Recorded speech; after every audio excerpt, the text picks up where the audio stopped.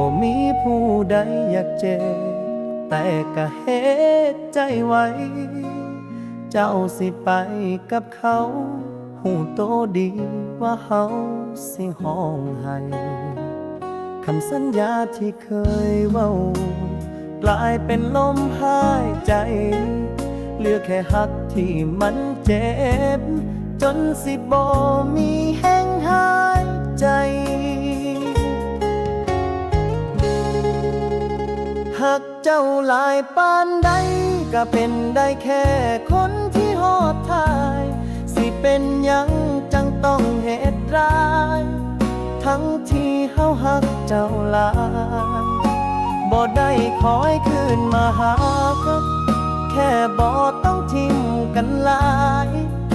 เพราะใจมันพังจนห้องบ่ได้แต่ยังหักอยู่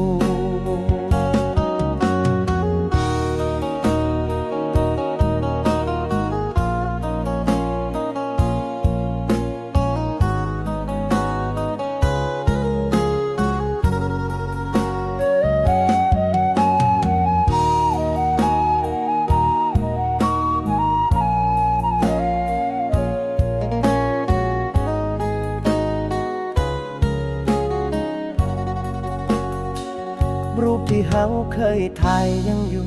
แต่คนในภาพเปลี่ยนไปตัวเฮาเองก็เปลี่ยนคือกันเป็นคนที่ขาดหัวใจ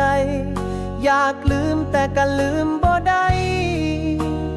ฮักที่เจ้าให้มามันฝังไว้จนลืมบ่ลง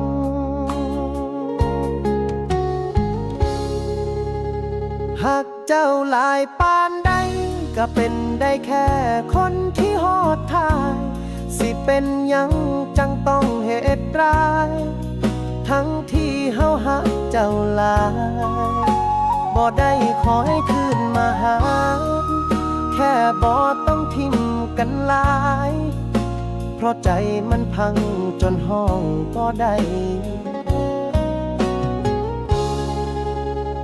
แต่ยังหักอยู่